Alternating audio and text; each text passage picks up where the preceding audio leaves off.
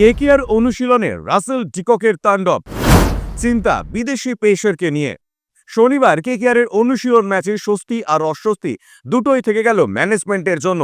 Night শিবিরের স্বস্তির কারণ যদি হয় অনুশীলন ম্যাচে Quinton de Kock, Andre Russell, Venkatesh Iyer, Ramandeep Singh এর ব্যাটে রান পাওয়া অস্বস্তির কারণ, তবে অবশ্যই চোট থেকে ফিরে এখনও আন্দ্রিক নাকিয়ার ছন্দে না ফেরা। নাকিয়ার ডেলিভারিতে এখনও সেই পুরনো গতি দেখতে পাওয়া যায়নি। এদিন তার প্রথম ওভারে ডিকক লম্বা দুটি ছয় মারেন।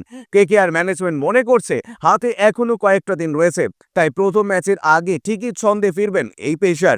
কেকেআরে নাকিয়ার এটি দ্বিতীয় মরশুম, তবে প্রথমবার একটা ম্যাচেও নামা হয়নি তার, চোট লেগে যায়।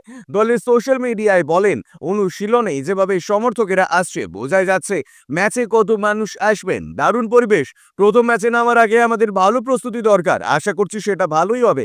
এদিন দুটো দলের মধ্যে ভাগ করে অনুশীলন ম্যাচ খেলেন কেকেআর কোচ চন্দ্রকান্ত পণ্ডিত। সেই ম্যাচে অধিনায়ক অজিঙ্ক্য রাহানে রান পেলেন না, মাত্র 13 রান করে রভম্যান পাওয়ালের বলে আউট হলেন। কুইন্টন ডিকক 22 বলে 52 রান করেন।